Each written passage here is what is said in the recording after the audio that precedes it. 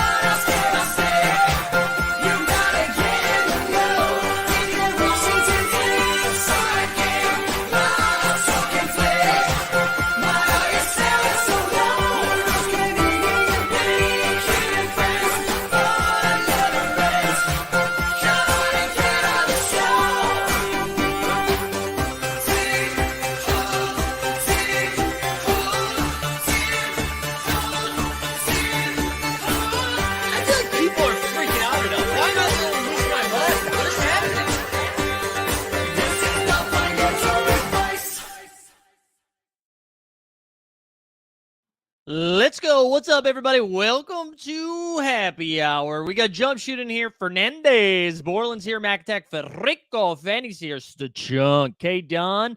Doc. Getty. Perfect Cereal. Sarcastronaut. Ooh, there we go. Borland again. Limsey. Patrick Coin. Ish Gaithers is here. Who else?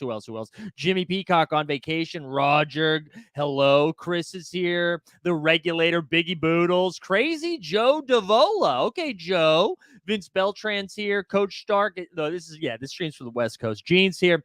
Lloyd is here. The common man, Roy. Roderick, what's up? First time catching the show live. Let's go, Roderick. I see Gurjad here. New Swami, Moper here. We got the gang's all here. And listen, we're going to engagement farm immediately before we even get into the take. I see you, Milo and Daniel. Let's go ahead. We'll give some shit away today. Hashtag burn. You need to like the stream, subscribe to Team Hold, and put hashtag burn in order to qualify for the giveaway, which we'll do towards the end. But what do we have going on today? We're going to talk crafting for the first portion of the show. Then we're going to be joined by our man James. We're also going to get Mihal back on the stream so we can talk some F1 before this weekend's race. We'll talk a little NBA as well. At the back half for tonight's show and talk about playback a little bit. A lot of fun stuff going on, but let's stop burying the lead. No more pussyfooting around. It is time to talk about crafting, burning, whatever you want to call it. It finally hit the streets. I don't know. I saw Ish shared a comment. If I'm pronouncing your name incorrectly, please let me know in the chat, by the way. But I saw, Ish was like, no, thank you. I think this is bad. I saw, who was it? K Dunn said underwhelmed by it. I want to hear some takes in the chat before I lean in. So let me know, how do we feel? How do you feel? We're gonna take a little sip. I wasn't gonna sip on anything today, but then I did. You know what I'm saying? Who else? People asking if we're out of beta. Okay. This is much better than crashed website. Okay, I'll take that.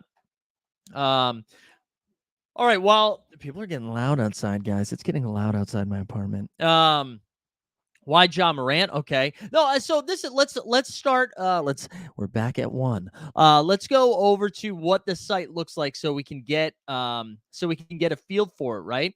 I feel like Roham after a long night on the yacht. There we go. Great start. Like everything else, cannot make everyone happy. Yeah, it's a guaranteed loss. So why would anyone do this, especially if the motive is to fix the over minting issue that Top Shot leadership created? Interesting. All right. Let's take a look at this and then I'll respond. And then I will rebut. Here we go. John Morant Throwdown Crafting Challenge is live. This is what you need. You need 3 Series 2 throwdowns, 3 Series 3 throwdowns, either a John Morant Rising Star or Series 2 throwdown, either a John Morant All-Star Game or Metallic Gold Series 3, and then 2 of any John Morant moments. So this is what I would say. Also, yeah, it looks like a new challenge just came up, but let's start here. So the common response I've seen, actually, before I get into that initial take by Ishel, the other thing that I saw some concern about is like, oh, that doesn't really help people who have sets. Which, like, I think is true. I don't know how that, like, if you are a throwdown maxi, you now need to break up your set in order to get a throwdown reward, right? Um, so that's something that I think they're going to have to tinker with as we move on. Ultimately, though, I like that this was hard. I think this should be hard. And if your reaction is like, okay, Crate Collector, he said, why would anyone burn 2 jaw rares and 6 other rares for 1 jaw rare? Should have been a legendary. Okay, but like, so how many people do we, how many do we think are going to do this? Right? Like, how many do we, also look at my lighting just adjusting in real time. How many people do we think are going to do this? Right? Because I think people are a little confused about what this is. I think they thought this was going to, I think there's some people out there, and this isn't like a knock on you, but I think you misunderstood. I think you thought burning was going to get introduced, and then you were going to be like, oh, oversupply fixed. And that's not what this is. That's not what this is. Does it help that in some ways? Sure. Sure. But if this Ja Morant, like, so Steph Curry's record breaking 3 is out of how many? 628, right? That is worth more than some, maybe it's not worth more than all the legendaries, but that's worth than some legendaries. So I don't know, guys. I think if you're just like, oh, it should have been labeled as a legendary, I don't think it, I think that argument is not great, Bob. I think there's other things to be mad about there. I like that this is hard. I don't think this should be a no-brainer. If it was a no-brainer, then we'd be complaining about how easy. If burning isn't meant to fix the over minting, what's the point?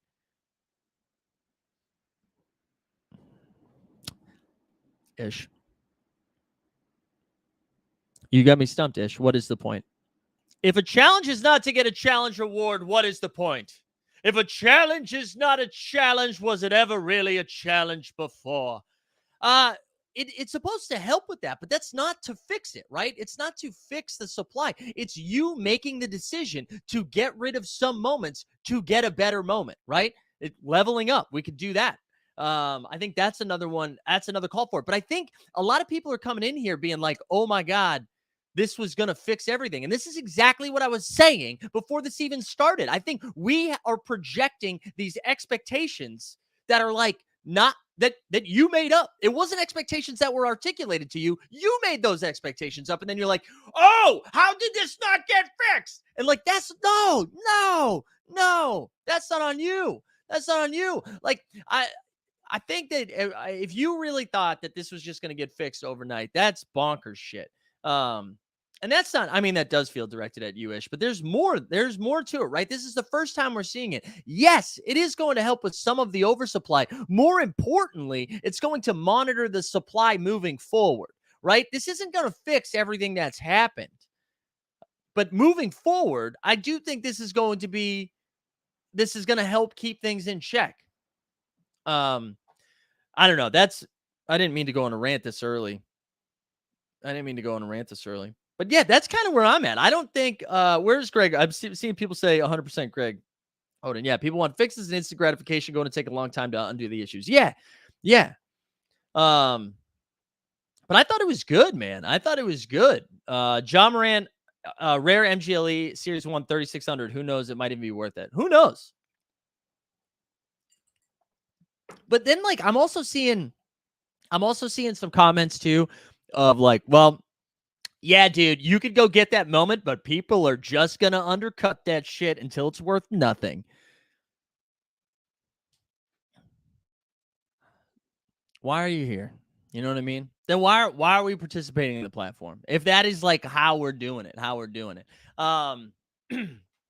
Anyways, I thought this was pretty cool. I like that it was hard. I know this is just going to be the first one, right?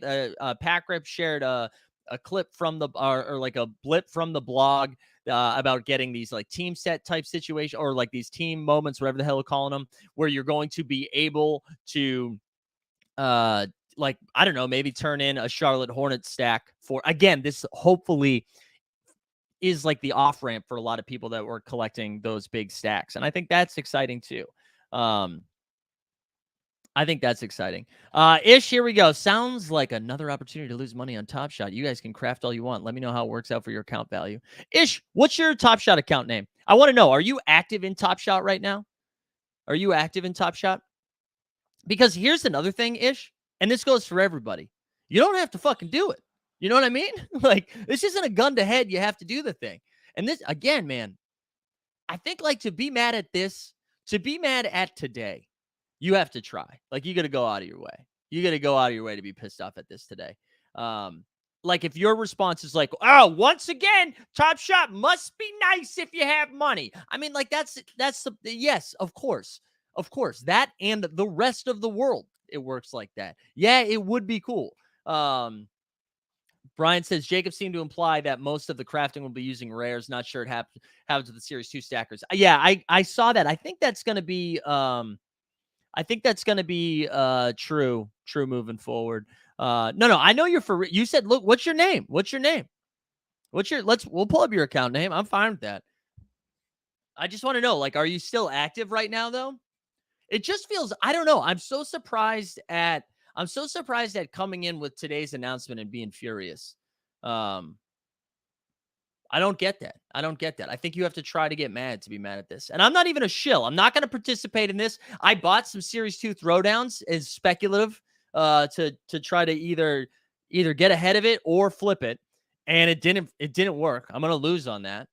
But I don't know. I just don't understand being mad.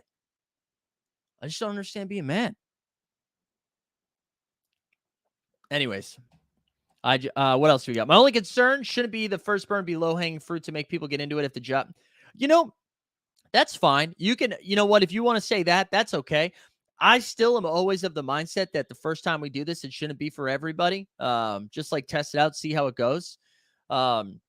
Because, right, imagine too, if we do it for everybody completes the thing and they're like, oh my God, I just burned 5 $2 moments to get a $4 moment back. Top Shot rugged again. Do you know what I mean? So I think like figuring it out is for like a smaller group makes more sense. Like I know Rad Dad, oh, and here we go, right? Soccer Boy too, are both currently contemplating, like, how do we do this? Like, do we go after it? Because again, you're going to be breaking up sets. Like, is it going to be minus EV, plus EV? I don't know. Yeah, this is the one takeaway, too, from Jacob Spaces that I kind of like. I like the idea of flash challenges, utilize burning moments, too, should limit the size of fandom moments. Yeah, I liked getting that from the Spaces. Anyways, I don't know. I thought this was positive. I'm actually surprised to see some negativity about this. I thought this was going to, well, although I guess, I don't know. People seem pissed about the autographs, too, when that came out. So, Roderick, what's up, Roderick? He says it'd be sweet if after burning a moment, it was grayed out, but you still had it in your collection as a burn moment that you could watch in black and white. Oh, like, you know what though? I'm going to go the other way, Roderick. You can have it for a year. It's like an in memoriam, right? Like at the Oscars. And after the year is over, then it's done. Rad Dad said Jaws getting cut really low. You'll need it if you want to complete the Throwdown Series 3 set, which is a great set and has 275 completions. To me, this is the tricky thing, right? Where you have to burn. So if you were trying to complete Series 3 of Throwdowns, you have to, not only do you have to burn 3 Series 3 moments to get this, but then you're going to have to buy them back, right? But I guess it's any 3. So I don't know. Same thing for Series 2, right? And because you have to burn like maybe a Jaws Series 2 throwdown to then just go back and buy it again. Now, and if you're a set holder, but you don't want to complete in this, all of a sudden your set becomes a little bit more valuable too, right? Because some of these are getting burned. I don't think enough are getting burned that all of a sudden it's really hard. Like I saw Austin tweet something out today that was like Doug McDermott's just getting absolutely roasted right now. Yeah, and I think this is the question that needs to be answered, Matthew. I think this is the question that needs to be asked. Answered. I have no idea. What set collection is worth right now, except for airdrops. But that was the case before crafting, though, right? That was the case before crafting. So I don't know. Get you into some discords. Jonathan's asking, how do I still have money to participate? Listen, Jonathan, I haven't put more money on in like a year, so maybe not that long, like 6 months. So yeah, we're just playing with house money now, or it's not house money. I mean, I guess I could buy a house with it, but I'm paying with money that's already on the platform. So, and we're seeing there's 125 completions so far. Where do you guys think this lands? My initial take when it happened, I was like under 375. That was my guess. But now, if it's already at 125, we got 4 or 5 days left. You got to think the 125 right now are people that already had those moments, right? I actually don't want this, guys. I put too much lime juice in it, or lime squirts. I don't see that why they couldn't do set leaderboards. Yeah, I know. Maybe we get that stuff. Maybe we do get it. All right, people are saying 250. James says 465, 350, somewhere in that range. Yeah. I'm fascinated. I'm fascinated about it. I'm excited to see where this is going to go. I think this is great, though. I think this is great. I think there'll be some growing pains, and I'm sure there'll be some adjustments, but I don't know. I think it's okay. I think it's okay to be happy every once in a while, or maybe it's okay not to be angry, right? You don't have to be happy, but maybe you don't have to be angry. I think if we pick up our pitchfork every time, your pitchfork gets dull. You know what I mean? That was fucking deep, by the way. That was deep. Did anyone hit on the Marcus Smart yesterday? What do you mean hit on it? Did it pump? Is that what happened? What do you mean did anyone hit? I missed it. Is this where we're talking about the challenge? Also, let's remind the people, right? We're doing a little giveaway. Oh, on the giveaway. Yeah, I think Nug Life did actually. I have to go back and look at that. Sorry, I forgot we were talking about the giveaway. That took me a second. Let's remind the people, you like the stream, subscribe to Team Hold, throw hashtag burn in there. Put him in there. Yeah, Deep Thoughts. There we go. Deep Thoughts was a carrion. Shout out Jack Candy. One of the best. Yeah, so like the stream, hashtag burn, subscribe. But I'm into this. I do think this is a positive thing. Again, it's like more. This is what we want, man. We want more engagement on the platforms. Way more ways to play the game. Actually, I saw Patrick Mahomes tweeted something out that was like, let me see. Do I have Twitter up? Twitter. I think of Lee Ellis every single time. I think when they do tweet of the week, I think about it every time. Patrick Mahomes tweeted out something. He was just, I'm not going to find it. Who cares? That was just like, if you're not collecting the best players, you're playing checkers or whatever. I get what he's saying, right? Because there's probably going to be crafting for individual players, as we saw with John Morant, right? I get what he's saying. I always hate when people I think you don't have to be high on crafting, right? And that's why I think is beautiful about this. This is just like another way to engage, collect, and participate in the platform. That's what we're looking for. That's why this is fun. That's why flash challenges were fun. That's why this will be fun. Like, more of these things are good. It's also good because it's deflationary for the, like, getting moments off the site. That's also a positive thing. So I think it's okay. It's okay. Will it have a new signifying mark like the red star for the challenge awards? That's a good question. I don't know. But yeah, I don't think we need to be telling people how to collect shit, you know? Because the same people who were like, yeah, if you're not collecting Series 2 floor, dude, you're a dummy. You're an idiot. And like, there you are. Anyways, I just don't like it. I get what he was saying, though. There's no like ill will towards him there. I get what he was saying. I just don't think this has to be for everybody. I don't think you have to do it this way. Yeah, stacking Daniel Tice. That is 3D. That's like 3D Othello. Imagine burning your Fleer Jordan for a legendary Jordan. Right? What else? What else do we need? We think Shanky will be able to unload his 50 Brunsons before the. Oh yeah, that right. He scooped so many. I was curious what the hell was happening. Thank you, Dr. Dunks. It would be cool to see crafting evolve as a permanent option available versus challenge week. Yeah, that would be cool. I feel like still that is. It feels like that is still a possibility. Like, I think we're just like, give them time. But I agree. I do think that'd be dope. All right. While we're here, let's remind the people. So tonight at 8:30 Eastern, we're going to fire up a YouTube stream for a little pregame. We're going to get some DraftKings bets in, make our fantasy lineups, do some moment ranks. But then at 9 o'clock, there's a link in the show notes, but I'll share it here because I'm kind. We're going to be streaming the game on playback, baby. So we're going to watch the game. Hopefully, we're going to have some NBA Top Shot giveaways. We'll have a good time with that. So come hang out for that. Come hang out for playback. All right. Now that I'm done yelling at people for having their own opinion, which listen, no, you're obviously allowed to have your own opinion. You don't have to like it. I just think we're trying a little bit hard. Yeah, Ish. Where's Ish at? Ish, tell me what your username was. I was ready to look it up. But anything else around challenges that you or around crafting that you felt like I didn't cover or was too soft on or too hard, if you will? Anything else that we needed to hit there? I'll do a mental health check while I'm waiting. If there's anything else we need to hit.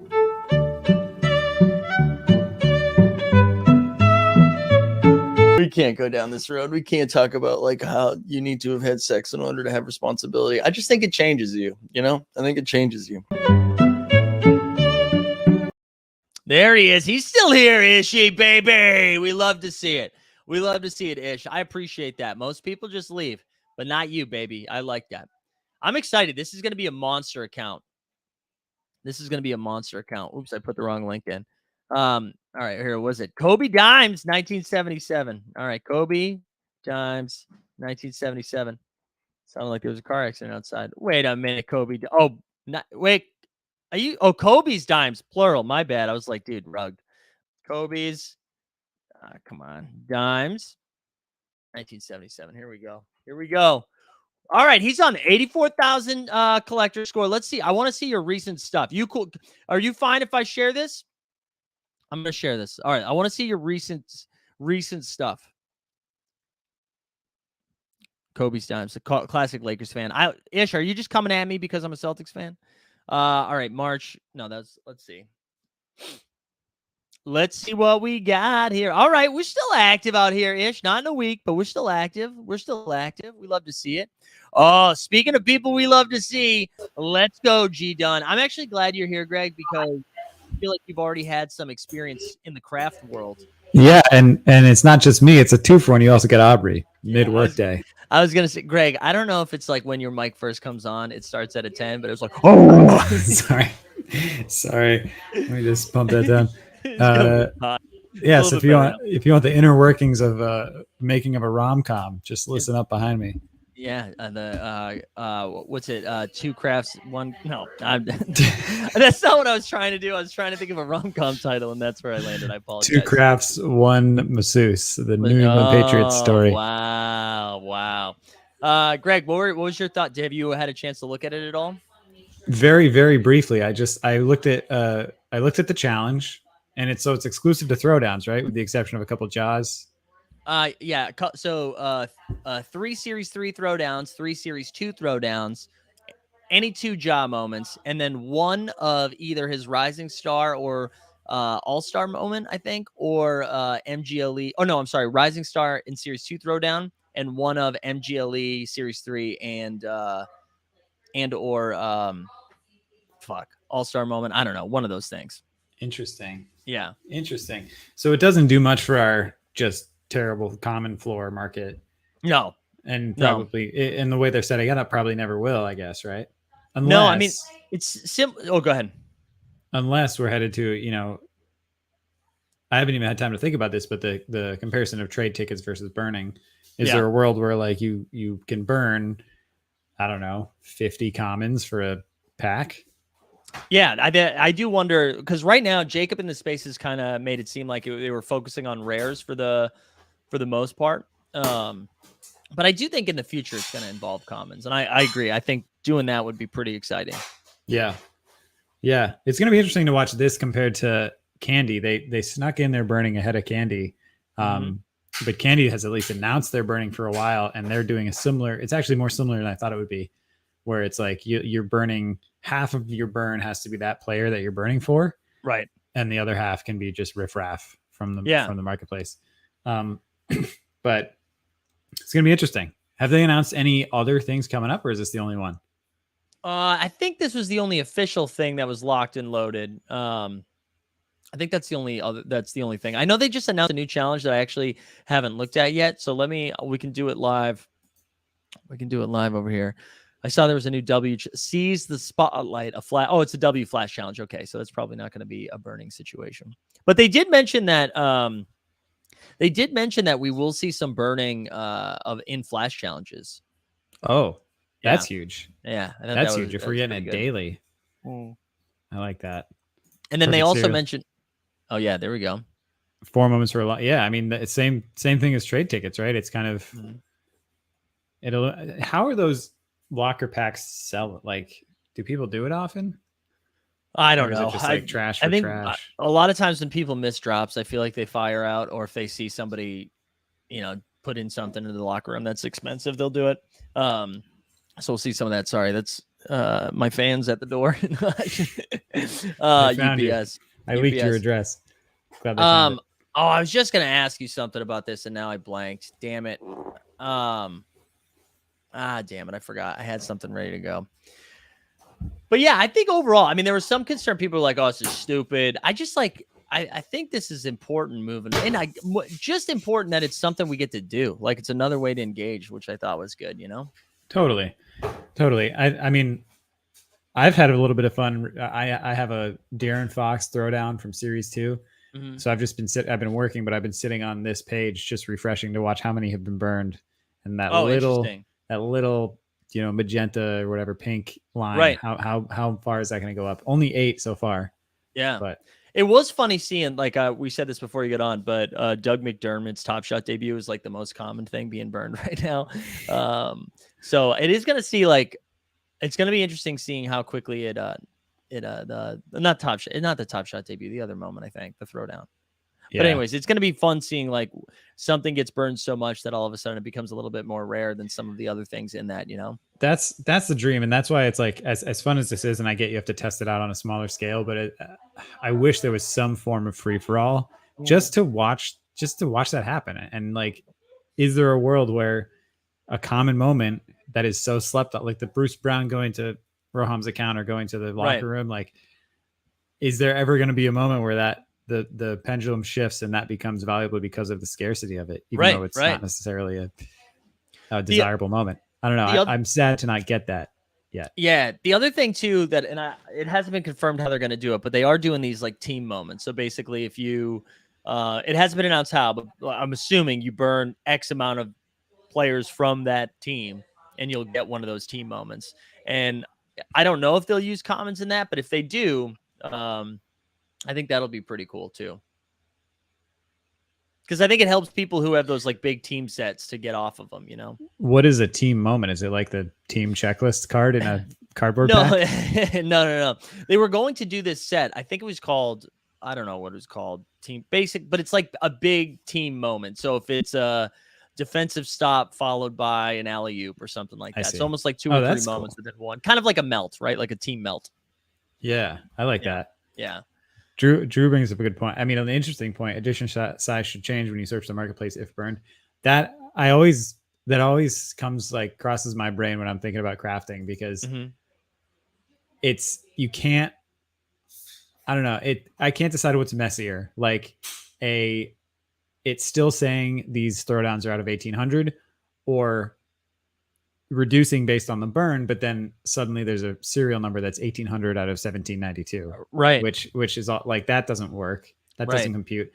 Honestly, what I think is the best way to do it is, and I was like actually photoshopping this on Candy because I'm a nerd, but under the serial number on some of these things, there should be like a tiny status line with the percentage burn, like basically what you see when you click into the moment. Yeah. But under each serial number in the marketplace, you get like a little line, and the longer that red part of that line is, the more scarce it is. I don't know how else to do it, but I like that.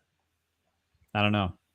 I like that. Yeah, I think Mike was saying they're going to have a hover over edition size to show actual moment circulation. Oh, that's why they're the professionals. That's way better. But I don't know, man. I'm excited. I think I'm excited to see, like, I'm not going to do the John Morant challenge. I don't have enough of those things to get after it, but I'm excited to see what that will look like the next time they roll things out. Cause I don't think we're done yet. You know, it's interesting. I just thought in my head, I was like, oh, let me offer to loan you some for the challenge, but doesn't work like that. Can't do that. Does not anymore. work like that. That's crazy. Yeah, I know. And it was funny. I bought a handful of these Series 2 throwdowns, getting ready to hopefully like they were going to be included. But then because of like how hard this challenge ended up being, they didn't move at all because some of the like the Ja Rising Star. I think Ja Rising Stars was the one that moved the most. Yeah.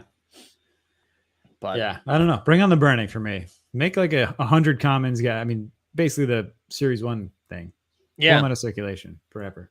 Ramrod says, not a fan if that only pumps the floor of the requirements. Not sure how to get around that, though.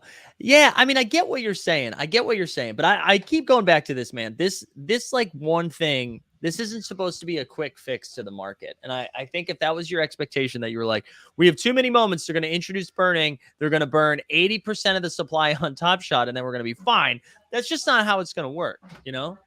Oh my God, somebody's just Can you hear that? Someone is. Could you hear that? Yeah, a little bit. Yeah, it really is a fan. What is it?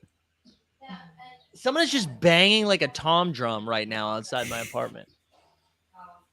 It's wild. I can't see it either. I don't know where it's coming from. They found you. It's just like dun dun dun dun. Anyways, people are celebrating in the streets. It's Burning Day. Burning Day has arrived. They're rejoicing. I know. Shepard says keep the throwdowns in case a rare moment is needed for the team burn challenge. Yeah, I think that's kind of what I was like buying them at the floor anyway. So that was the plan. That was the plan there. Man, good stuff. Good stuff. But yeah, I'm pretty excited about it. I swear to God, they're like, hold on one second. Greg, just talk. Well, or you'll be able to hear me. I'm so excited to see who this is. I feel like it. Okay. No, it's a kid next door who's just hammering on a drum right now. Oh, do you want to take us on the road and scream at him? Yeah, I think so. We do need to do a man on the street where I just yell at kids, get off my porch. I do actually think someone's going to say something to him right now. Now that I can, some old man is coming across the street right now. It's beautiful. Love living in the city, baby. All right, Greg, we're about to pivot to some F1 stuff in a second with our co-host. But before we do that, there was somebody who asked a question. Are we getting a little This Week in Candy this week? The people are clamoring. I think we can be back. I think we'll be back this Tuesday. Let's do it. It's the final drop. They're also announcing their own burning. I mean, they've already announced kind of the process of it, but they're going to announce which players are in the mix for the first round. Awesome. It'll be interesting to watch the market move because of that. Because I do think the market will move as people, you need 51% of your supply that you're burning has to be that player. So what's been fun, and I'll leave with this, has been the strategy. If you're on Candy and you're going to burn, there's a certain amount of players that are, some of the players getting burned. You kind of just have to put your flag in the sand and say, I want to burn. I want Titans, which is the between epic and legendary tier. Yeah, it's essentially fandom. You gotta just decide which players you want and just go for it. Yeah, I like that. And I have yet to decide. I like that. Oh, Borland said he's going to the Twins game tonight for the Buxton Candy NFT giveaway. That's pretty cool. Oh, let's go. They're doing it right there. See, they're already integrated. It's crazy. Yeah. But anyway, I like that. Thank you for having me. Enjoy your F1. I will undoubtedly be back on either this show or tonight. Yes. I was going to say, I feel bad because it's a Friday night, so I don't want anyone to feel like they have to stream tonight. But yeah, come. You'll be on. All right. Hell yeah. Well, I know I'll be on. I mean, you. Yeah, I'll pop in. I don't know. I've learned quickly I don't have too much to contribute during basketball games. No, you're good hang. Still fun to hang. You're a good hang. Cool. All right, Greg, we'll get you out of here. Thanks for jumping on, man. Yeah. All right, later. We are going to pivot to some F1 stuff for about 30 minutes or so. So I'm very excited about that. But before we do that, a couple of things. They're singing out there now. This is insane. Now they've turned to full song. But go ahead. If you haven't done this yet, like the stream, subscribe, put hashtag burn into the chat in order to qualify. And then we're going to, and we'll come back to this after. So we're going to do F1 for like the next 30 minutes or so. And then we'll pivot back to some hoops before we get out of here. We'll do the giveaway then. So get that in there if you haven't done it yet. But let's bring on, I'm like very good at multitasking. I'm able to read the chat while I'm pulling up a share screen, while I'm still having thoughtful sentences come out of my mouth. I am losing my mind right now. This is insane. They're getting closer to my window, which is now open. I feel like I got to close my window. I'm going to lose it. I am going to lose it. I'm going to yell at a kid today. Today is going to be the day that breaks me. But enough of that. Let's bring on our two guests. I'm excited to have them. You know him as the man who will create a show run for me before he comes on. And Mihal makes a triumphant return. What's up, boys? How are we doing? Good afternoon. Nice Hello. to see you. Mihal, what's going on? How are you? All good. All good. We repping some merch right now? What we cooking with? Oh, Team McLaren there. Danerik needs all the help right now, so I'm wearing like Danerik hoodie, Danerik hat, and Danerik like football jersey. And I don't know if the people could see this, but I could backstage while we were while I was talking to Greg. I think you might have even been sipping some Red Bull as well. Is that true? Yeah, I like double deep, so But it's Got to question the loyalty there. yeah. I'm the fan of the sport, not a team, but my heart is for Danerik. I like that. But you know what? We did this jokingly a couple weeks ago, James. I'm just gonna do this. Ready? We're gonna switch screens like that, and I think you're just gonna be in charge. You created the rundown. You're in charge. I think let's get into last weekend. All right, yeah, let's start with Monaco. Got some questions here about the rain and the whole start of it. With the problem now, evidently, what I found out later on after the race, if this is accurate, is that the reason the start was delayed wasn't because of the rain coming. It was because there was a power outage in that area of Monaco and the lights went out, and the F1 or the FIA studio lost power. Wow! So they couldn't start the race from there. So that's why they sent them around, and then then when the rain did come while they were doing the parade lap or the warm-up lap, that's when they decided to red flag it, because it did get very wet very quickly there. Yeah, the start of that was so peculiar. Where we were going back and forth on it, and it was just like, is there going to be a race? I'd gotten up at 6 o'clock to watch this thing, and it's like, what am I doing here, guys? Is there going to be a race or not? And it's like, come on, F1 cars running in the rain, so what are we doing, guys? Mihal, have you ever seen anything like that? Has there ever been a race that was just shut down due to like citywide malfunction, like just power going down? Yeah, so actually the power went down in that area when they had like start lights, so they couldn't like kind of fire up the start lights for the start procedure, and that's why also they started behind the safety car, so they didn't do like a standing start but rolling start. And I think that the whole hour took just like to figure out what are we doing actually, because like they couldn't figure out. I haven't heard about anything like that before. I heard like teams used to like hack the starting lights. There was like a drama in like the 90s because the start lights were like fire up by radio signal, and some teams managed to like reverse engineer it, and they like added like software into their cars that they started just like the moment of the light, so they didn't need like driver's reaction. Wow. And that was like really funny race that FIA figured it out, and they like sent false signal, and there were like 4 or 6 cars that basically like started off without the lights on. Yeah, that was ridiculous. That's incredible. Also, that's such a fun way to get caught.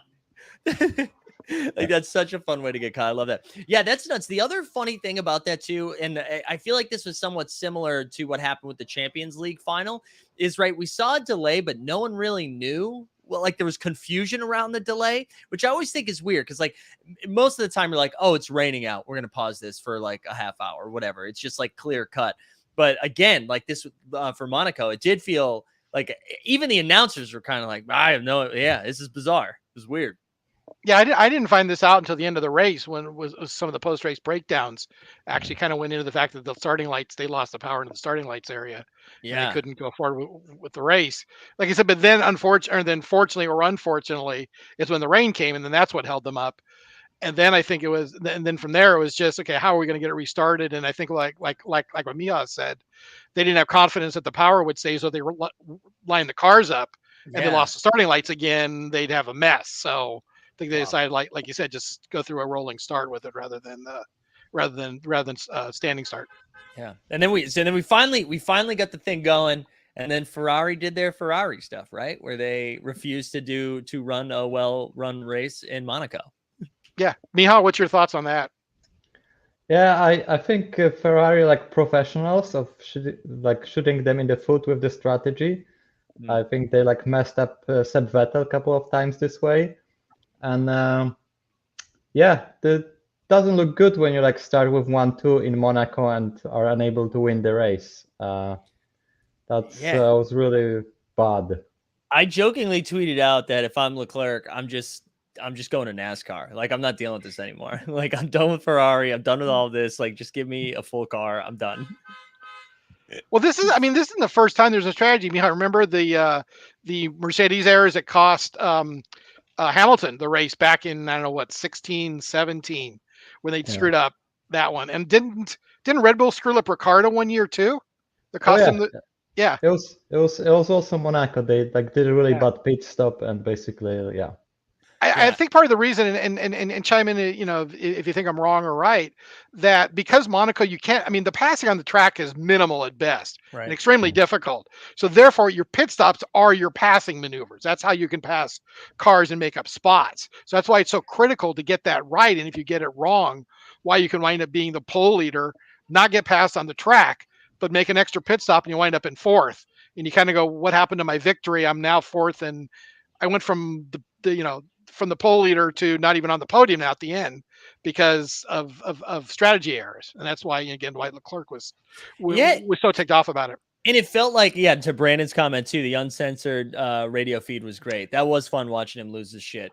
But it was wild to watch because it really felt like this was not an easy victory, but truly the only way that could have happened is what they did.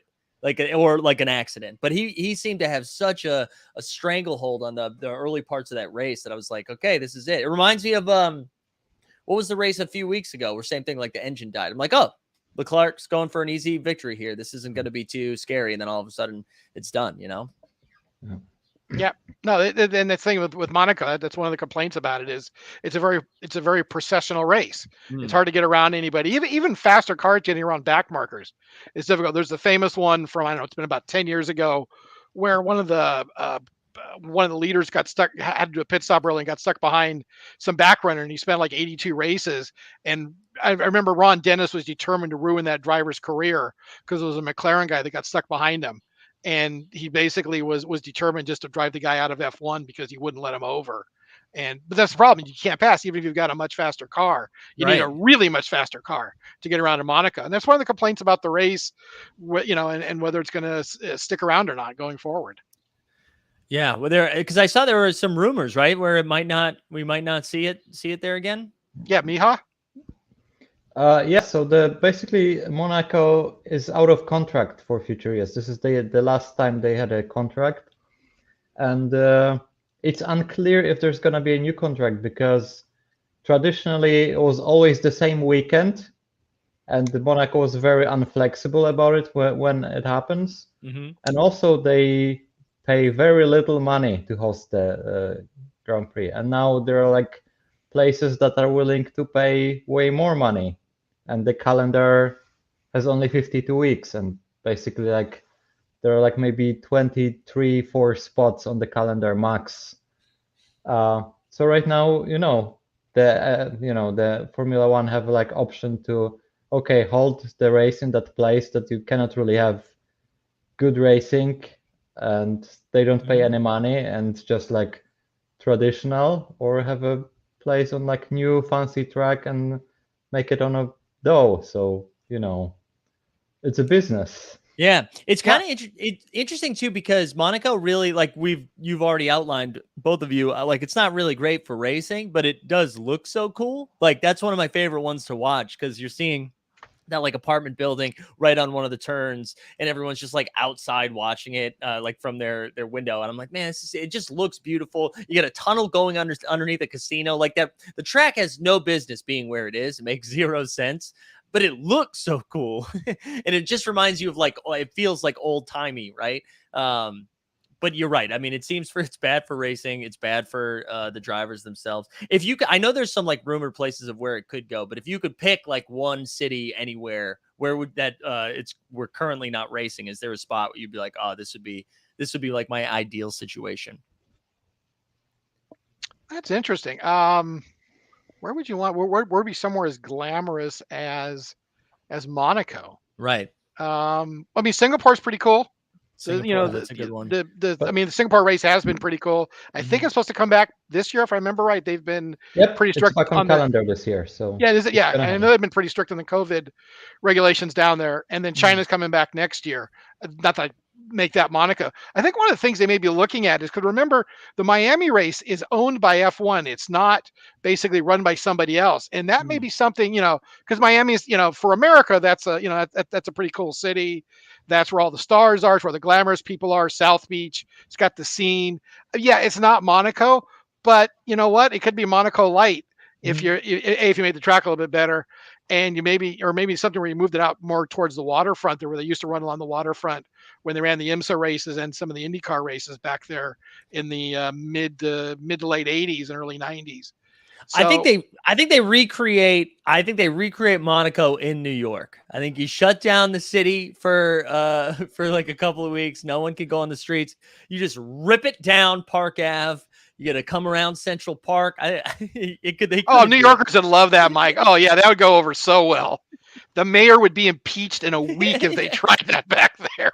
Remember, they had the New York race. Remember, Mihal, that was going to be on the schedule a couple of years ago? Oh, really? That fell off. Yeah, I think wasn't the old Long Beach GP guy, Chris Pook, the guy that was behind that? I think, if I'm not mistaken, it was going to be over. It was going to be over on the Liberty side, where you're right along the New Jersey waterfront, and you got all the views of Manhattan in the background. Sorry, I don't know New York geography. Obviously, Mike does. Sounds better. Right. Yeah, and they're going to run on that, but it just never got to fruition. I mean, they were talking big time, and they claimed they had the money and all the resources, and it was going to be on the calendar. Yeah. And then it kind of disappeared, and nobody ever heard about it again. There's these. I mean, Vietnam was given a spot and was going to be a race in 2020, and then COVID came along, and the protocols eliminated it. And then evidently they had a change of power there. And I think there might have been some hanky-panky going on with the money and the guy that was running it, and government funds had disappeared. Then I think he disappeared, and then they built a very expensive track, and it disappeared. So, but I would think that I'm wondering if there really is, and these are smart people that are running a multi-billion-dollar business, and I'm thinking that maybe they're looking at Miami as being Monaco light if Monaco doesn't come back. Plus, the other reason that that Miha touched on most of the big problems with Monaco, but also the other issue is they don't all of that signage is owned by F1 advertising or whatever.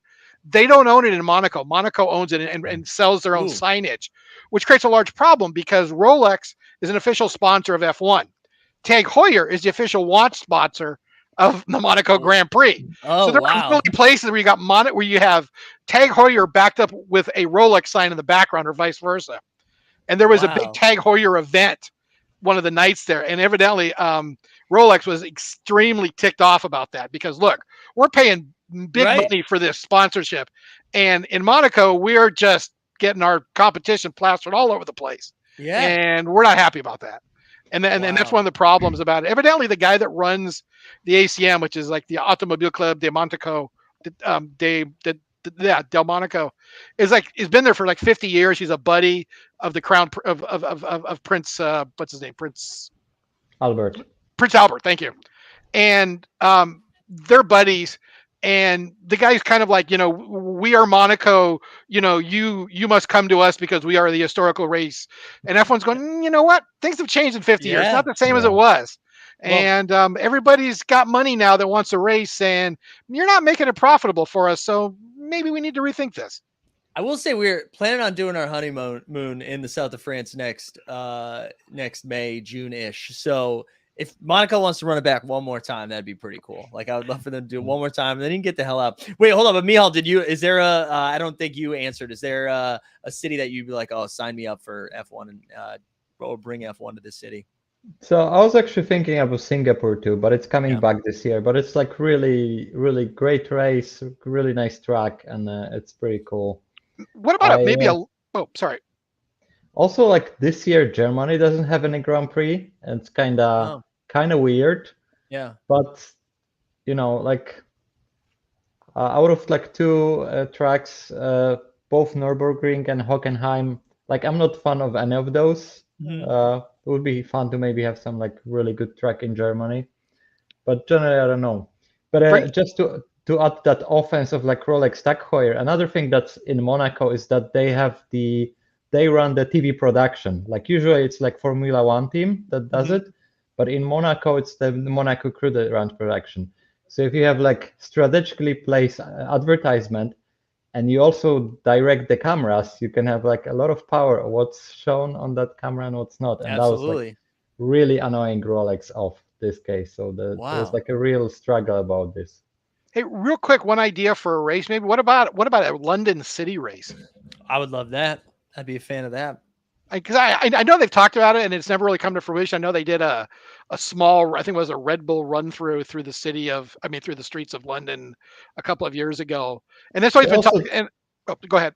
Yeah, they also do Formula E in London, which is also that's right. Yeah. Of course, easier to do because electric cars are more like ecological and so on inside the city. But yeah, they have like at least experience of setting up like FII, grade 1 track. So yeah, they know how to do it. So.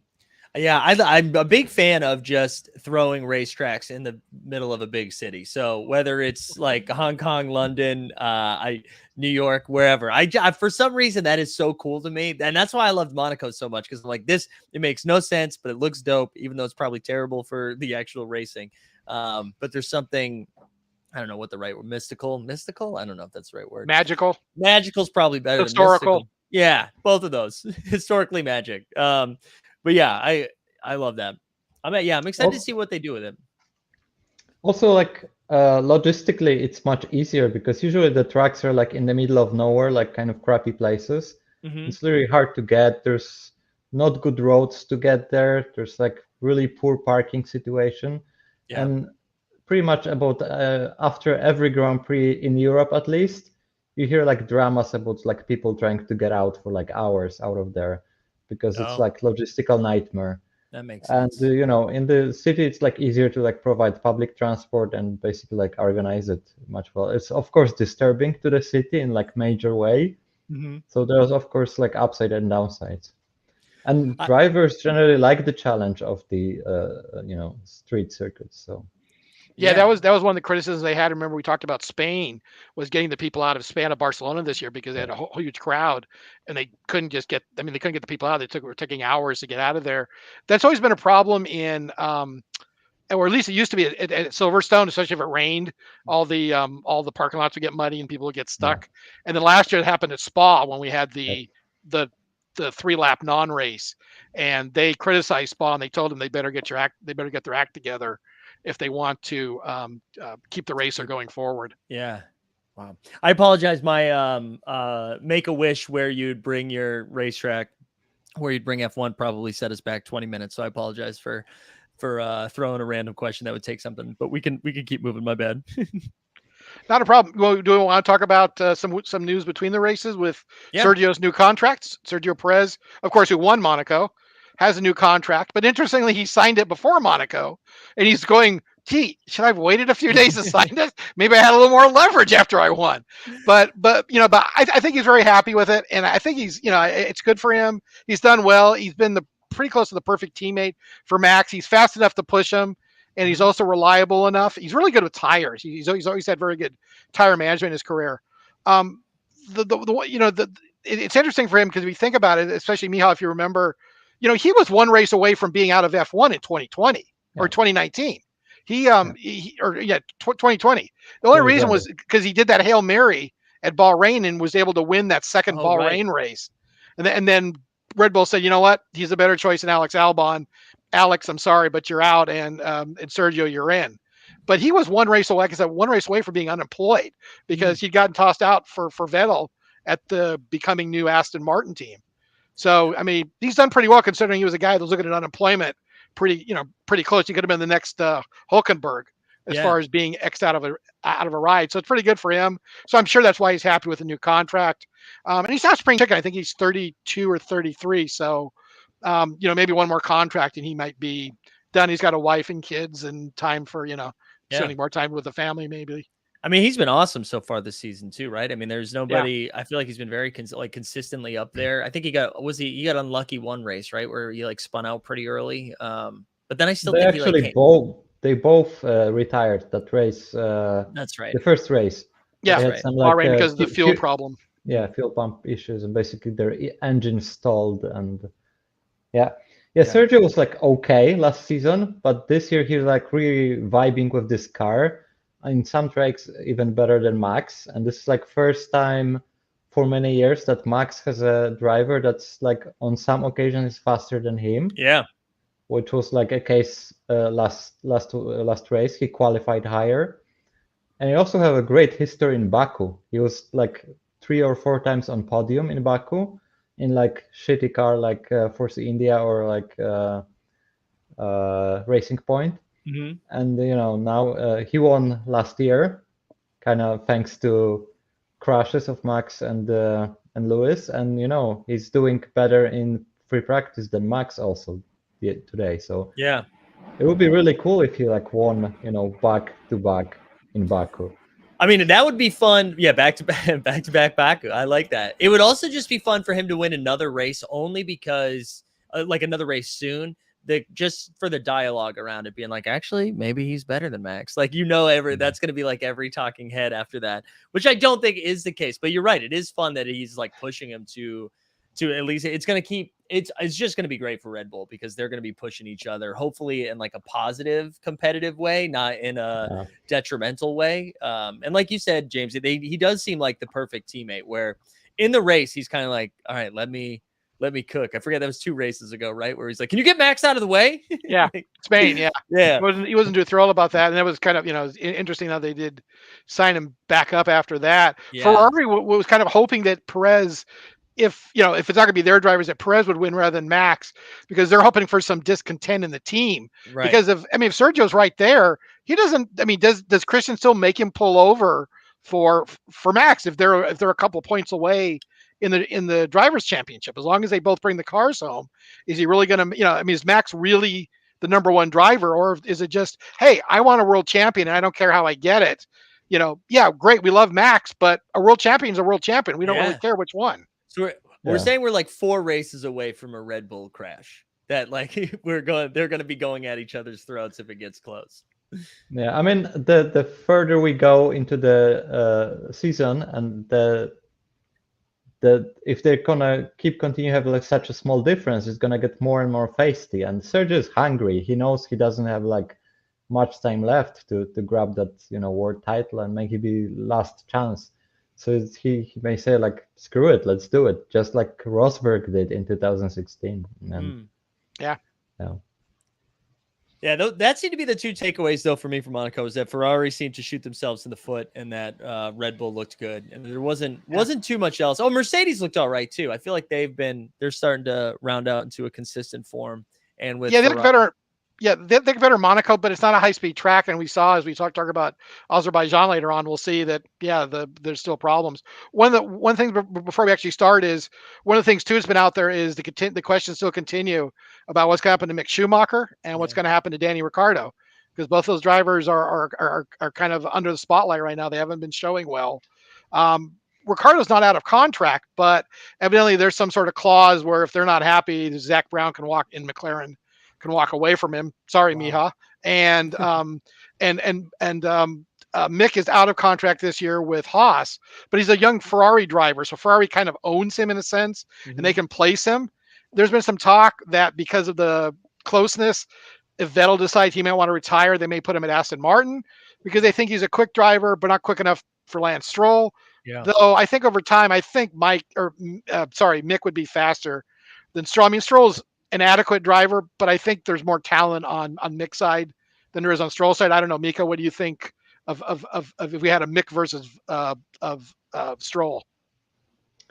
Yeah, Stroll was not really good initially, but he managed through money gain more and more experience in Formula One, and he's not actually like doing not so bad. He's like okay driver, right? Mm-hmm.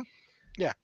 Mick didn't have like really good competition his first season, in his rookie season, and I think he didn't learn much. And now being exposed to like much better teammate kind of shows that maybe he's not as good as some people thought. He did won Formula 2, but it also was like Formula 2 season that he didn't have much competition. It wasn't like as crazy Formula 2 season than when it was like Leclerc, Russell, and Norris together in one season, which was like crazy Formula 2 season. And Albon also. They took the first 4 places out of that season. So, I'm actually not sure about Mick's future. He has the name, and that brings like a lot of marketing opportunities and probably financial backing. But that's not enough, right? So we'll see. I'm not so sure. And just like to touch on Daniel, I think he may have a very happy career in USA, and he's gonna enjoy USA quite a lot. Yeah, he's either gonna be an analyst for some F1 show, or he'll start racing over here for sure. It does feel like, which is bumming me out because he was just so likable. I mean, he still is so likable, but I was rooting for him to at least.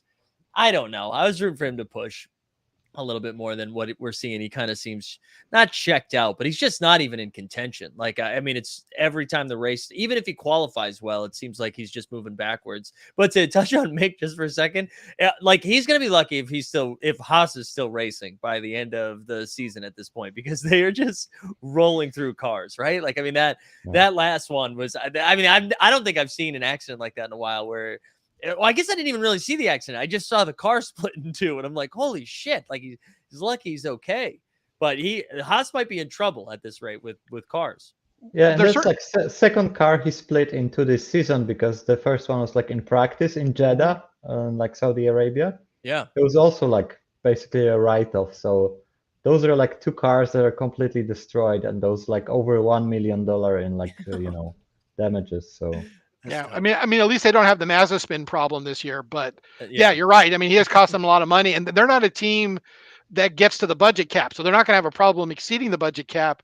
Right. But they're going to have a problem exceeding their own budget. So I don't know if Gene Haas already dipped into his pocket for a lot of money this year because he doesn't have a primary sponsor anymore, and they haven't sold a sponsorship. So basically, he's writing the checks for it. And how long does he want to? Oh, sorry. Go ahead. No, go ahead. No, I was just gonna say it's gonna make for really good Gunther content. I think like we'll get a lot of good Gunther, both on the show and probably some interviews just that we'll see in real time as the season goes along. Because I was gonna say I love whenever they put him on TV. They warn him he's on live TV and he can't swear because he likes to drop F-bombs quite frequently when he talks. He's the best. He is truly. If they did their own show, we just follow him around, I would absolutely watch 8 episodes of that. He is. I mean, like we got to just see him hike one episode last year, and I was like, yeah, I'm here for it. The Gunther show. Yeah, I'm here. I'm here for it. All right, we want to move on to Azerbaijan. Hey, Mike, we want to plug the Team Hold fantasy game, don't we? Yeah, let me go. I'll drop the link in the chat here in just a second. We have the Team Hold fantasy game, so go over that on the F1 site. Michael dropped the link. And join us up there. We've got about a dozen or so players that are battling for the title. I moved up to 3rd, so I'm a little happier with that. So pretty much same lineup. But Mikael, are you in the F1 fantasy? Yeah, but I'm not really like actively changing my lineups. I set up at the beginning, but always forget to do it. Yeah, understand. Yeah, all of it. I always remember after qualifying, which isn't very helpful. Which is too late, right? Yeah, it's too late. I kind of remember usually on Friday after I watch qualifying, and I go check. And I haven't changed mine just because of the way the money works out. It's really been difficult for me to change the team. I like what I've got. I'd like to make some changes, but it just don't work financially with the way the numbers. I mean, Russell's way too expensive, I think, for what he's worth and stuff like that. But jump in there. Join us. The more the merrier. We'd like to get some more people in there. But as we kick off the Azerbaijan talk, I mean, it's an interesting track. As I kind of broke it down, it's part Monaco with the twisty section through the old town, and it's part part Monza with the high speed sections, especially the final sector where you're pretty much flat out all the way. You're going to probably run into some of the top speeds of the year, the top speed trap times. And we've also seen some problems with tires there on the high speed section last year. That's where Max's tire blew, and what was it, Stroll, yeah, blew a tire also before that. So it'll be interesting. I don't think that's going to be much of a problem this year. Hopefully Pirelli has got the tires that are prepared for it with the heavier cars. but it's a track that usually safety cars can also factor into it too, because there's that tight section where drivers are run into a lot of stuff there. If I remember right, Miha, doesn't Leclerc have a bad history of hitting stuff in Azerbaijan? Yep, there's like a famous quote like, "I am stupid," because he basically like hit a corner there and just like blocked the whole track. But yeah, that narrow section is like very narrow, and it's very hard track to balance because you have like this really like low downforce section and really like slow tight turns. So I look at telemetry charts from today practice, and like even though Ferrari and Red Bull had very similar times, they obtain it in like opposite way. Ferrari was like very quick on the like narrow section, but Red Bull was like killing them on the straight. Was basically like 10-15 kilometers faster.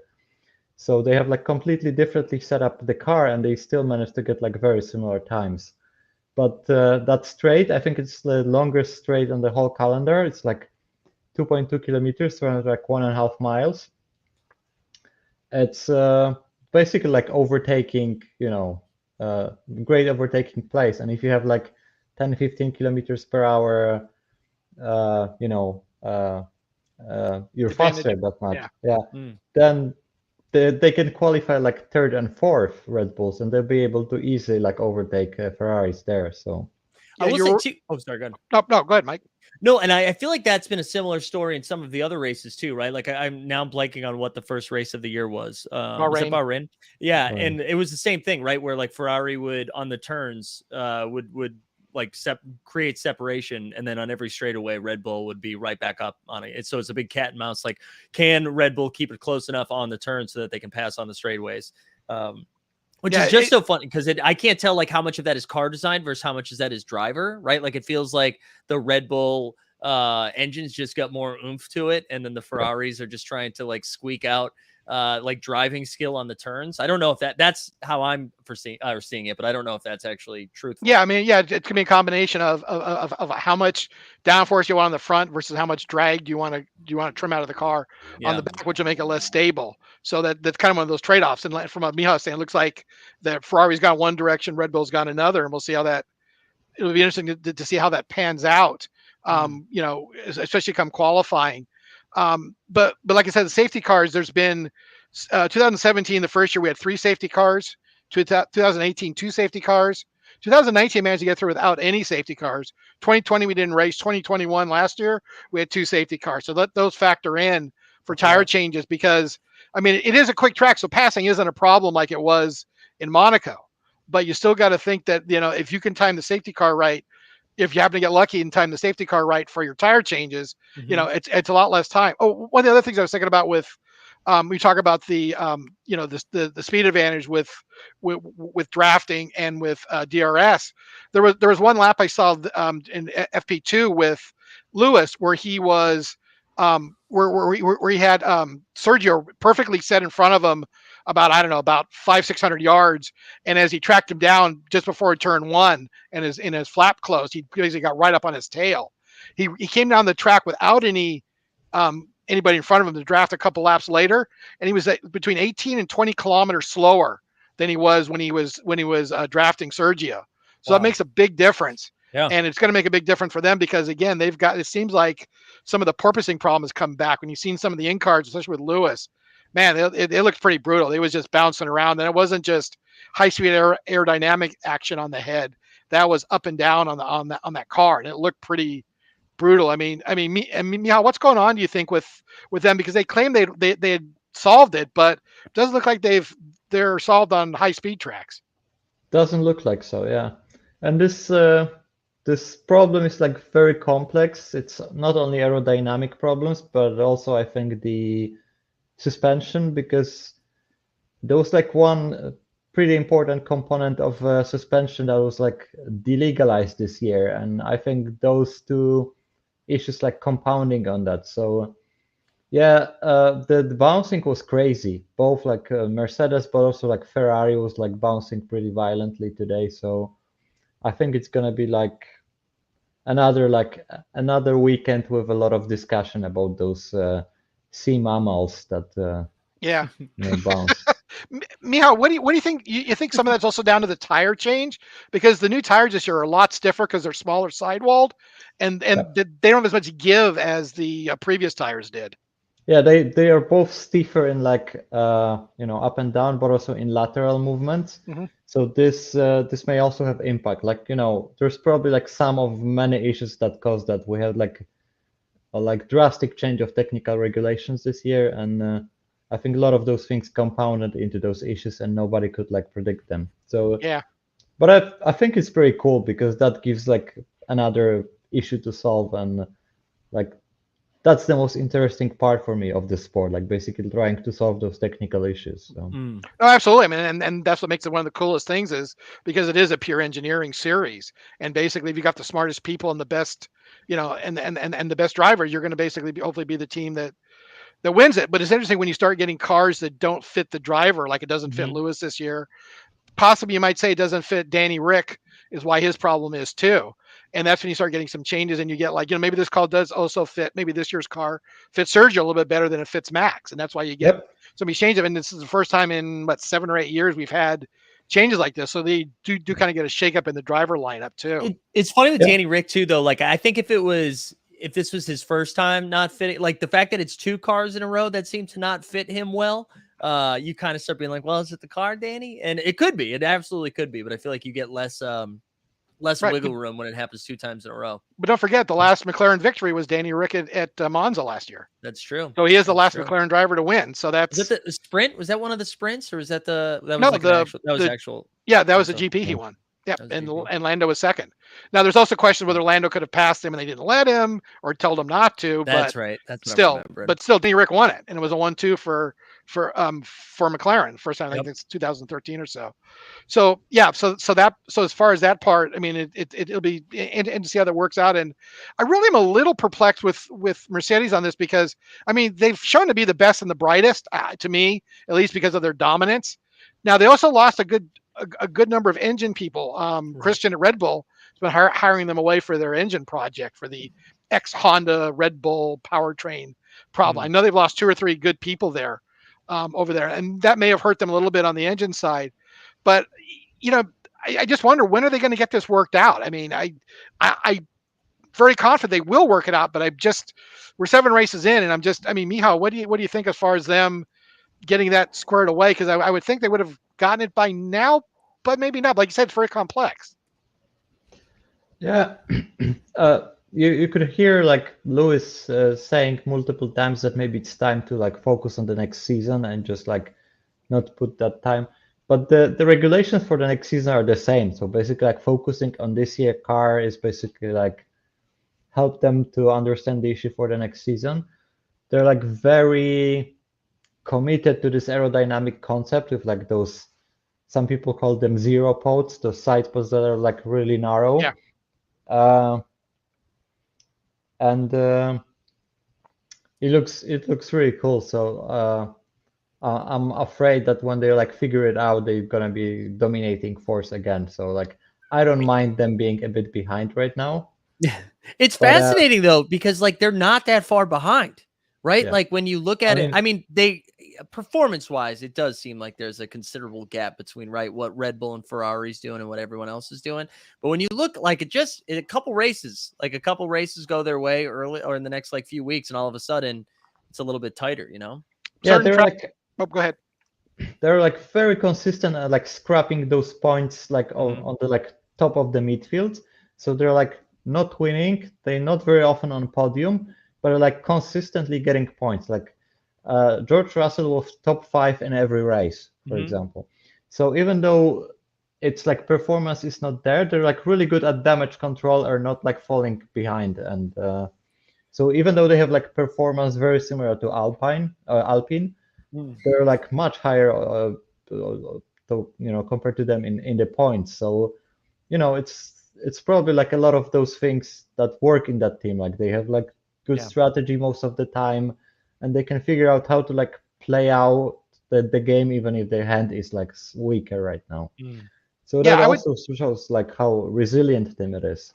Yeah, I would definitely call them the number 3 team this year, as far as that they're not Ferrari, Red Bull, but they're certainly well ahead of anybody else. And as far as with the consistency, like you said, Russell has certainly helped them stay there. The question is they're not used to being the third team. They're used to being the alpha dog, and they're not the alpha dog this year. Right. So that's what's kind of got to be eating Toto, because Toto doesn't like being behind Christian, because he's yelling push a lot, I think, this year. I would We're seeing a lot of push. Go ahead. No, I was gonna say, so as far as what we've seen on the track so far for this weekend, FP1 we had Perez, Leclerc, and then Verstappen, and we had the same threesome for FP2. This time reversing 1 and 2 with Leclerc first, Perez second, and Verstappen third.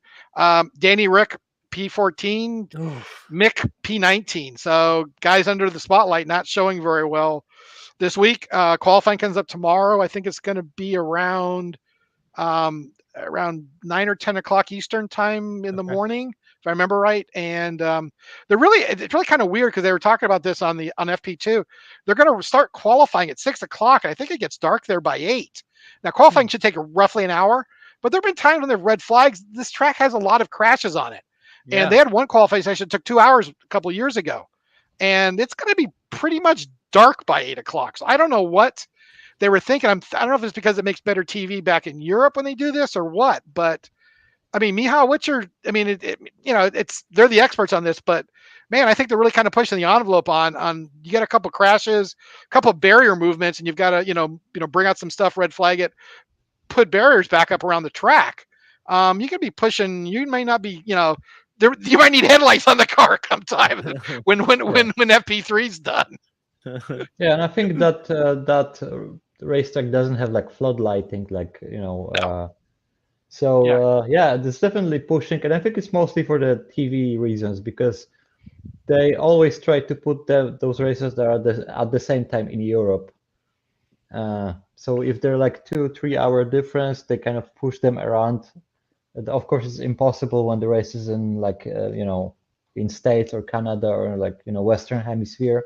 That doesn't work. But anytime it's like somewhere within 2-3 hours time zone difference, and they always put it on like 2 p.m. Central European time, and that's as you say, that's pretty risky on that race. Yeah. But on the others, it'll be interesting. Mike, any take on it? Yeah, I mean, that seems nuts to me to do that. I imagine it's a financial thing, right? That they're just kind of like, we're going to get more eyeballs. It's better for the advertisements, blah, blah, blah. But like, it just seems like you're asking for trouble. Yeah, it may bite them one time, because they've done a couple of these. Monaco, I think, was pretty late too, and it may bite them one time. They may have to back off on it going forward, just because it's like, we're pushing a little too much, because like you said, there's no lights on the track. It's not a lighted track. It's not Singapore. It's not Bahrain. So it'll be interesting. I mean, maybe it'll be a non-event, but unintended consequences happen a lot. Right. And especially when you start pushing the boundaries like this, as far as light, which is something you can't really mess with too much. Right. There's just so much variance. So let's get close to wrapping this up. Do we want to get some predictions in? Well, I was gonna throw something at you guys that wasn't on the list for predictions and we can still do predictions, but I forgot our sponsorship from Underdog, promo code HOLD. They actually have qualifiers up there. So, cool. Which I did not know. And I knew they had it for the race, but I didn't know they had it for qualifying. So I thought there was some fun stuff that we could at least look at whether or not we. Ooh, boy, those are interesting. Yeah. So right, we're seeing you basically doing over under on the qualifiers. So we have like Leclerc here with 1.5 for qualifying position, Sainz 3.5, Perez 3, and you got Russell at 6.5, Hamilton at 7.5. So what were some of the things that you guys that you saw today that stood out that was like, okay, maybe there's a spot we can attack here?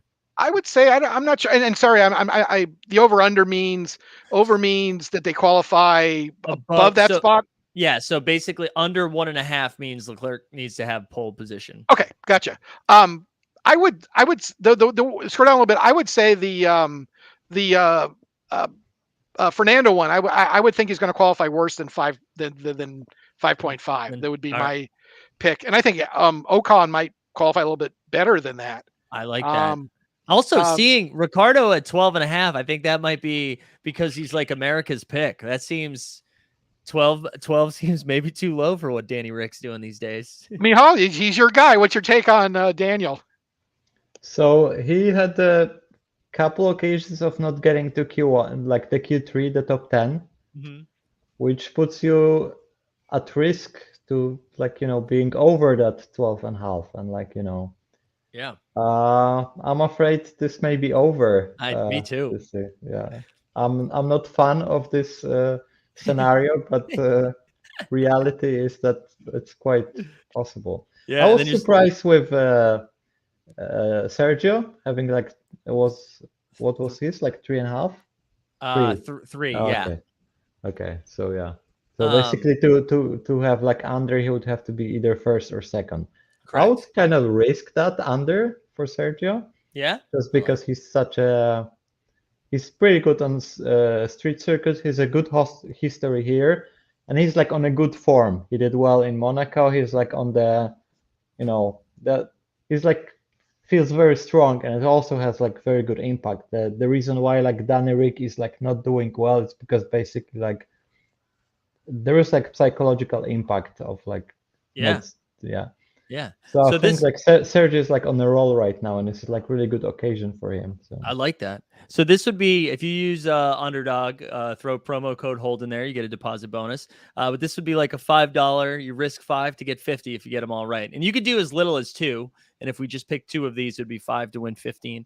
But this is fun. They'll also update this as well for on race day. You'll be able to do that the morning of, or once qualifying's over, and you can do it for the race as well, which has been a new way for me to lose money, which is Cool. very exciting. Yeah, thanks. I might go sign up and try that. That looks cool. I didn't know about that. Yeah, it's a lot of fun. It's just I mean, it's fun to watch the races anyways, but I like having a little extra on it. And listen, we can end. We'll still make our predictions, but I did want to share. I know I talked about it at the morning marketplace on Monday or Tuesday, or must have been Tuesday.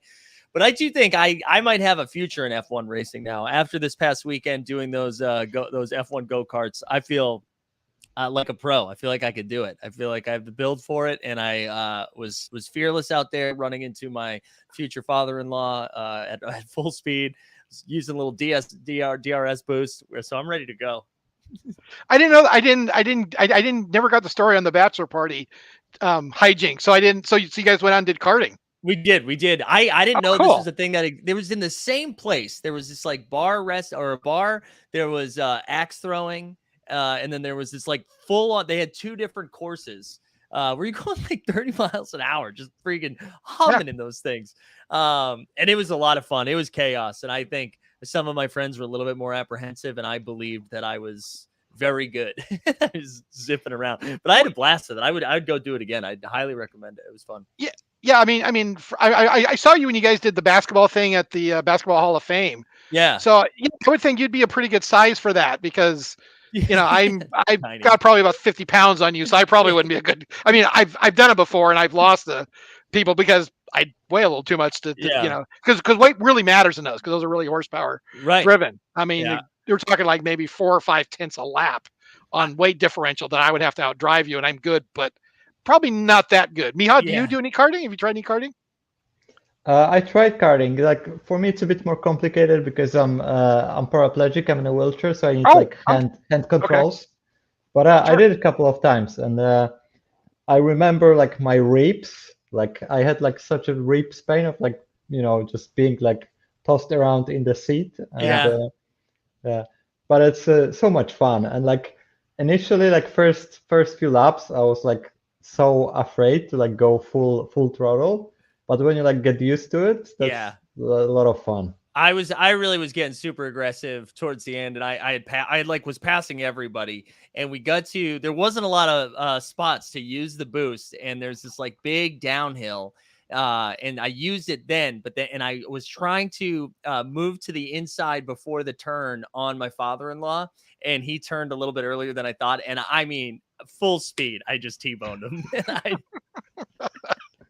And then I realized I was like, all right, you got to relax, man. This is like a 7-minute race. Calm down. So this is an outdoor track, Mike? No, it's indoors. This place called indoor. Okay. Supercharged was the name of the place. Okay. I think there's a few of them on like the Northeast, that's what Patrick Coyne said. A little liquid courage. Yeah, might have been some. Oh boy, from the day before. And it's so funny just how cocky I got right away. Where I was like, I'm really good at this. Well, we should get if I make it up for the Fan Fest. I think there's some places in Vegas that have karting. Maybe you should try it up up there. That's a great idea. I Yeah. love that. I would love to see G Dunn in a cart. Yeah, G Dunn was solid in there. He was solid. We get Dustin in there. Cool. All This is right, a big guy though, I think. So you might have Yeah. a little more of a problem like I do. Too So, much height. yeah. Too much height. Yeah. All right, let's wrap up with some predictions. Then we can get out of here. What do you guys think? Mihal, you go first.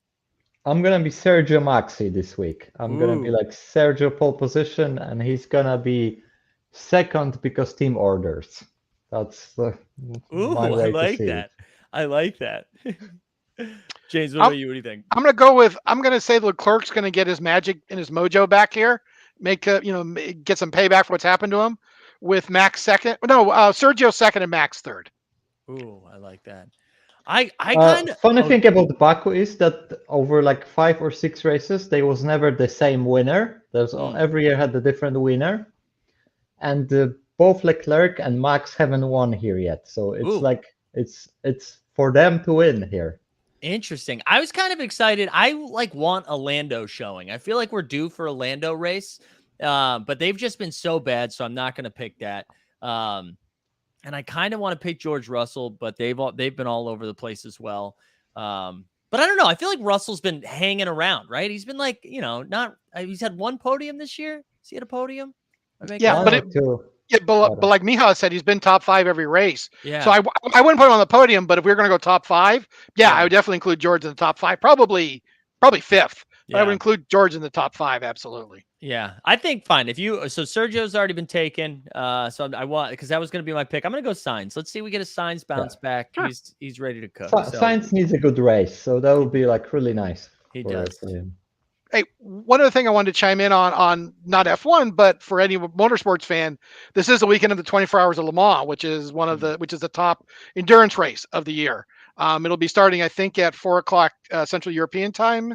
If I'm right, Miha, you might have the time on that. I have no idea. Oh, okay, and so it would be like 10. That's okay. 10 o'clock Eastern time, 10 a.m. tomorrow. In Eastern time, if anybody's seen Ford versus Ferrari, it's Le Mans is the race that they were basically that they wanted to win against Ferrari. And if you've ever seen the movie Le Mans with Steve McQueen, that's the race that it talks about. So, I mean, it is the endurance race of the year. It is the one race, and that if anybody's going to run it, it's interesting that F1 often tries to not book themselves on that week, because you'll get like maybe some of the commentators, like a DiResta. In the old days, Johnny Herbert would be involved with it. Fernando, I think, didn't Fernando run it when he was retired for that year or two? I think he was in there with Toyota, and so you'll get a lot of Yeah, I wasn't sure how would. I thought he was up there, and so you get a lot of F1 drivers that'll jump in the cars. But this year, it's going to be same weekend, so be it. But yeah, I just want to chime in that before we wrap up. Well, I appreciate you guys coming on, especially James too. Like, always comes super prepared, which makes it easier for the rest of us. So I always love that. So thank you, James. And Mihal, good to have you back, man. It was good to get you back on stream. We missed you. Yep. So nice to be back. Cool. So we got the races on Sunday. Do we have? And then we have a week in between, or is it back-to-back weeks? I'm not sure. Is Canada the next race? Because that would be a good one if we want to do one of those. Was it playback? That's what I was just gonna say. Yeah, the next time we get one that's like kind of nice for us timing wise on the United States. I'm sorry, Mihal. We're gonna try to do a playback for that, because I think that would be a lot of fun to watch and hang for that. Yeah. Canada's week after. I mean, is next week. All right. Yeah. Let's try to do that. Let's try to do that for next week. And actually, I really dig like North American races, or generally, because they're like at 6 or 8 p.m. here, and it's like I like that time much more than 2 p.m. on Sunday. Like 2 p.m. is like that's the time I wake up, to be honest. So well, trust me, so do I. Yeah. So if that's the next one, then hopefully we'll get you guys back here next week, and we'll do a little happy hour pregame for it, and then race together on Sunday. It'll be a good time. Cool. All right, I'll get you guys out of here, and then we'll run the giveaway for James Mihal. Thanks for hanging, boys. Thanks, Mike. Appreciate it. Good seeing you, Mihal. See you guys. Shout out James Mihal again. The best. We're going to run this giveaway and then we're going to get out of here. Just a reminder though, I'll drop a link right now. We're going to be doing playback tonight. So come watch the game with us.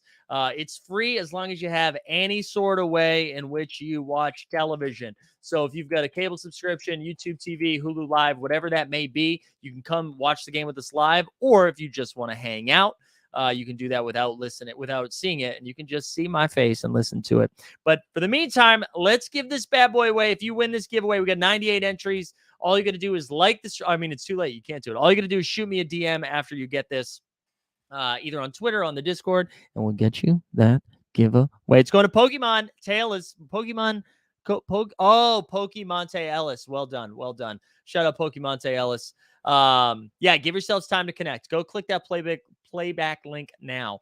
All right. Happy burning, everybody. We're going to get out of here. Hopefully see you all tonight.